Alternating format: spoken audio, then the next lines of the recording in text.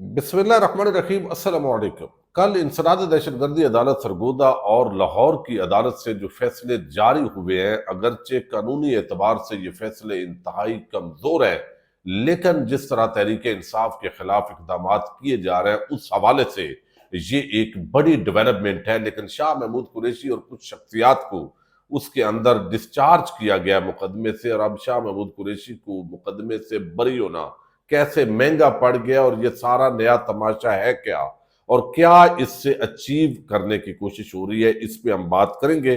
इमरान खान की रिहाई के लिए अब दो रास्ते हैं, और उन दो रास्तों के अंदर जो मौजूदा तहरीक है इमरान खान की रिहाई की तहरीक, उसका मुतवक्के अंजाम क्या होगा। Field marshal general Assam Munir के साथ कारोबारी शख्सियात की एक कामयाब मुलाकात हुई है, और अब पाकिस्तान के अंदर क्या कोई बड़ी सरमायाकारी हो सकती है। इमरान खान के बेटे कासम और सलमान वो अमेरिका के दौरे पर हैं, और वो क्या इमरान खान की रिहाई के लिए कुछ कर पाएंगे। ये बड़ी आम खबरें हैं जो पिछले 24-48 घंटे के अंदर डिस्कस हो रही हैं। मैं इस खबरों पर कुछ आम जो तज्जियात हैं वो आपके सामने, बल्कि अपना तज्जिया आपके सामने रखूंगा। अगर आप मुनासिब समझे तो चैनल को सब्सक्राइब कर लें, और अगर आपको कोई वीडियो अच्छी लगे तो जरूर लाइक करें, कमेंट करें और शेयर करें। इस वक्त जो सूरत हाल है, आपने देखा कि पाकिस्तान के अंदर जब से इमरान खान की हुकूमत गई है, मुआशी इशारे जो है वो रिवर्स होते दिखाई दिए हैं। अगरचे बार बार ये दावा किया गया, कारोबारी शख्सियात हर साल आर्मी चीफ से मुलाकात करती हैं, और ये इमरान खान के दौर के अंदर भी इस तरह होता है कि वो समझते हैं कि ये हुकूमत हमारे साथ ज्यादती कर रही है और हम जाएंगे जनरल बाजवा साहब के पास। उससे पहले जो जनरल कियानी थे उनके साथ भी ये मीटिंग्स करते थे। तो कारोबारी तबकात को जो खदशात होते हैं, वो जब कोई आर्मी की लीडरशिप उनसे मुलाकात करती है तो फिर वो उनकी तारीफों के पुल बांधते हैं, और यही कुछ यहाँ पर भी नजर आ रहा है कि जबरदस्त हो गई मुलाकात, उन्होंने हमारी गुफ्तगू सुनी।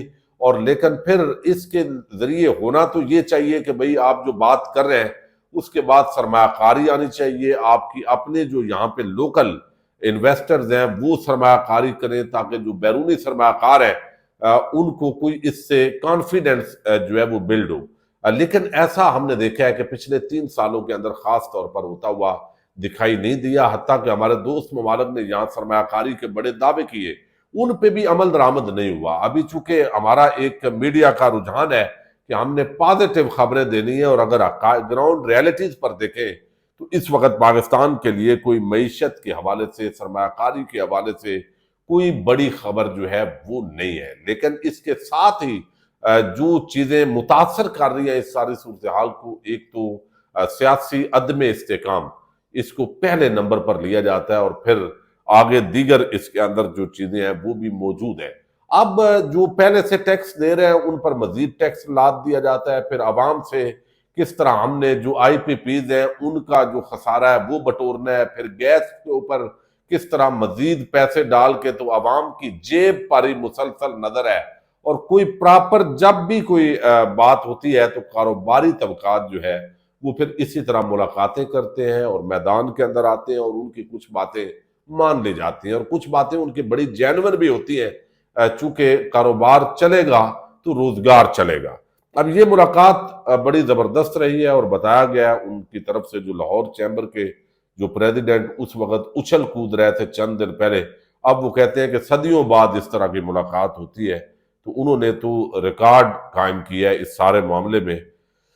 अच्छा, अब जो दूसरी खबर है वो है कासम और सलमान, जो इमरान खान के बेटे हैं, वो अमेरिका गए। देखिए, कुछ चीजें ऐसी होती हैं, रिचर्ड गर्नेल के साथ मुलाकात की, उसने ट्वीट कर दिया एक रूटीन के मुताबिक, उसकी क्या हैसियत है वो हम पहले देख चुके हैं। और बहुत सारी चीजें इस वक्त देखिए, जब एक मुसलसल इवेंट्स हो रहे होते हैं तो उस वक्त री थिंकिंग की जरूरत होती है ऑर्गेनाइजेशंस को, और मुख्तलिफ जो हुकूमती इदारे हों या कोई और इदारे हों, तो उन्होंने वो रीथिंक करना होता है। अब जो कुछ पिछले 3-4 साल से जो एपिसोड हो रहे हैं उस मामले पर अब ऐसे लगता है कि तहरीक इंसाफ की जो लीडरशिप है, यानी कुछ लोग नए आ गए, पुराने लोग जो है वो जेलों के अंदर मौजूद है, और अब जो है वो एक रूटीन के मुताबिक मामला चल रहा है कि थोड़ा सा इधर उधर سیاست کے ذریعے معاملات کو درست کرنے کی کوشش کرتا ہے. تو پوری تحریک انصاف اس وقت سوشل میڈیا، یعنی میں تحریک انصاف کا سوشل میڈیا نہیں اس کو کہتا، میں ایک پبلک اوپینین کہتا ہوں.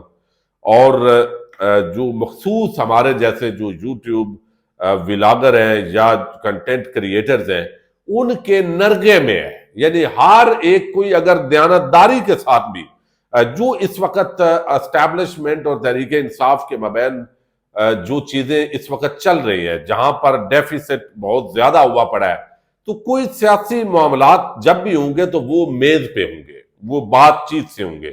تو اس وقت ماحول ایسا بنا دیا گیا ہے، جنگ کا ماحول ہے دونوں طرف سے. اور تحریک انصاف سے نو ڈاؤٹ بہت زیادتیاں ہوئی ہیں، ناجائز سزائیں ہو رہی ہیں، ناجائز سماعتیں، کوئی ایویڈنس نہیں ہے، بس دو گواہ لے کے ان کو ادھر ادھر ڈالا ہوا ہے. تو اگر کوئی پھر بھی بندہ دیانتداری سے سمجھے گا کہ یار بات چیت سے معاملات طے ہونے ہیں تو وہ کرے گا. تو یہاں پہ تحریک انصاف کے اندر ہمارے جیسے جو یوٹیوب پہ بیٹھے ہوئے لوگ ہیں جن کا کوئی زیادہ زور نہیں لگنا، وہ اب صرف جو ہے وہ غدار بنانے پہ لگے ہوں گے. تو جب ہر ایک جو جینون جد و جہد بھی کرے گا اور اس کو پارٹی کے اندر غدار بنا کر پیش کریں گے اور سارے لوگ اس کے پیچھے لگ جائیں گے، تو پھر کوئی بھی اس طرح کا جو شریف آدمی ہے وہ آگے بڑھ کے کوئی اقدامات نہیں کر سکتا. میں سمجھتا ہوں یعنی گنڈا پور پر بہت لوگ تنقید کر رہے ہیں، لیکن میں ذاتی طور پر سمجھتا ہوں کہ گنڈا پور نے سیاسی معاملات کے اندر جو ہے وہ میچورٹی دکھائی ہے. یعنی ایک تاثر تو بلڈ کر دیا گیا اس کے حوالے سے. وہ بھئی کہا جاتا ہے وہ ڈی چوک سے واپس لے گیا، اگر وہ عمران خان کی اہلیہ کو گولیوں کی بچھاڑ کے اندر اگر واپس لے گیا پرامن، یعنی اس کو بغیر کوئی خراش آئے، تو اس کو تو اپریشیٹ کیا جانا چاہیے تھا. خدا نہ خواستہ وہاں پہ بڑا مس ہیپ ہو جاتا تو پھر کہتے اگر گنڈا پور بچ جاتا تو پھر کیا ہوتا. کہتے گنڈا پور نے خود جو ہے دیکھیں اس کو کچھ نہیں ہوا، اس کو ہو گیا. تو کہنے والوں نے نا 100 بیان دینے ہوتے ہیں. تو لہذا جو لیڈرشپ ہے تحریک انصاف کی، جو بھی ہے بچی کچی، جیسے بھی ہم نالائق کہیں لائق کہیں جو بھی کہیں، اگر ان کو سپیس نہیں دیں گے، ہر ایک کو غدار بنانا ترک نہیں کریں گے، ان کو کوئی آزادی کے ساتھ کوئی لایا عمل بنانے کی اگر اجازت کارکنان اور جو ڈیجیٹل میڈیا کریٹر ہیں وہ یہ غدار والا چکر ختم نہیں کریں گے، تاکہ وہ آزادی کے ساتھ سوچیں اور ایک پولیٹیکل جو ریالٹیز ہیں، یہاں گراؤنڈ ریالٹیز ہیں پاکستان کی سیاست کے اندر، اگر وہ اس طریقے سے لایا عمل بنائیں گے کہ کیسے ہم نے پارٹی کو بھی بچانا ہے، کیسے ہم نے عمران خان کو سیکیور کرنا ہے، پھر ان کی رہائی کو ممکن بنانا ہے، اور پھر ہم نے احتجاج بھی کرنے ہیں، ساری چیزیں جب وہ غدار بنانا ترک کریں گے تو پھر معاملات بہتر ہوں گے. اگر یہی ہوگا تو پھر اس کے اندر بظاہر ایسے لگ رہا ہے کہ قاسم اور سلیمان امریکہ کے اندر شخصیات سے اور بھی ملاقاتیں ان کی ہوں گی، سینیٹر سے ہو جائیں گی. بھئی دوسری طرف جو فیلڈ مارشل ہیں ان کی ملاقات ڈائریکٹ جو ہے وہ ہو گئی ہے ڈونلڈ ٹرمپ کے ساتھ. تو یہ ملاقاتیں کیا ایفیکٹ کریٹ کریں گی؟ یہ وقت کے ساتھ تو کر سکتی ہیں کہ کل کو ٹرمپ جیسی پرسنالٹی کا کوئی پتہ نہیں کہ وہ کب یو ٹرن لے لے، تو پھر یہی ساری جو چیزیں ہیں وہ ایز اے پروف اور وہ ساری چیزیں شامل ہو جائیں گی کل کو. لیکن فی الوقت اس کے اندر وہ پاکستان بھی آئیں گے تو وہ پاکستان کے شہری نہیں ہیں، تو لہذا احتجاج وہ نہیں کر سکیں گے. لوگ ضرور نکلیں گے، ایک پرامن طریقے سے احتجاج کرنا ان کا حق ہے، وہ جا کے عمران خان سے ملیں گے، پولیٹیکل ایکٹیویٹی بنے گی، اور اگر وہ کسی جگہ آتے ہیں تو ان کی گرفتاری ہو جائے گی اور وہ ایک اچھی خبر بنے گی اور ان کے لیے اچھی لرننگ بنے گی. لیکن اس کے ذریعے بھی جو ایک الٹیمیٹلی جو گول ہے عمران خان کی رہائی، وہ شاید اس کے اندر وقت لگے گا. اس کے لیے کچھ شخصیات کو سپیس دینے کی ضرورت ہوگی. یعنی اس وقت عمران خان کی رہائی کے لیے آپ دیکھیے دو راستے ہیں. یعنی ایک راستہ تو یہ ہے کہ لاکھوں کی تعداد کے اندر جو لوگ ہیں وہ نکلیں، یعنی تقریباً 15-20 لاکھ بندہ بیک وقت وہ روڈز پہ بیٹھا ہو، پورے ملک کی جو مین شاہراہیں وہ خود بخود بند ہو جائیں اور ملک کا پہیہ رک جائے. اور اس لیول پہ 15-20 لاکھ لوگوں کا مطلب ہوتا ہے کہ اس احتجاج کے اندر عملاً 5 کروڑ لوگ شریک ہیں. یعنی ان کی فیملیز ہیں اور یہ پوری قوم کی نمائندگی ہوتی ہے. لیکن فی الحال کیا ہوگا کہ 5 اگست کو احتجاج پیک پہ لے جانا ہے، تو انہوں نے پیک پہ لے جانے کے لیے 5 اگست کو ایک دن کا احتجاج رکھ دیا ہے. پھر کوئی اور تاریخ ہو جائے گی تو لہذا بس بھائی معاملہ پورا ہو گیا، سوشل میڈیا کی تک یہ بحث ہوگی اور خبریں بنیں گی اور ہم آپ کو جو یوٹیوب پہ بیٹھ کے اچھل کے بتائیں گے کہ اب چھا گئے، اب یہ ہو گیا وہ ہو گیا. لیکن الٹیمیٹلی جو ہے ایک دن کے اس احتجاج کے ساتھ یہ ضرور امپیکٹ کریٹ ہوتا ہے کہ بھئی پبلک عمران خان کے ساتھ اس کے جذبات موجود ہیں. لیکن جب تک کوئی 10-20 دن کے لیے بیٹھنے کے لیے 15-20 لاکھ بندہ تیار نہیں ہوگا، اور وہ تب ہوگا جب گلی محلے سے یونین کونسل وارڈ سے لے کے صوبائی اور قومی اسمبلی تک جو ہے وہ پورا ایک نیٹ ورکنگ ہوگی، ایک مضبوط تنظیم سازی ہوگی. اور وہ ابھی ہنوز دلی دور است. پریکٹیکلی دیکھیں تو آگے سزائیں اور کیسز کے اندر ہوں گی، اور تقریباً 50 کے قریب جو اراکین ہیں صوبائی اسمبلی، قومی اسمبلی اور سینیٹر، ان کو جب سزائیں ہوں گی، نیالی ہوگی، پھر جو ہے وہ ضمنی انتخابات کی طرف توجہ ڈائیورٹ کر دی جائے گی. تو یہ چیزیں ساتھ ساتھ ہیپننگز ہوتی رہیں گی، اور وقت جو ہے اب وہ گزرتا جائے گا اور تحریک انصاف کو مزید کمزوری کی طرف لے جایا جائے گا.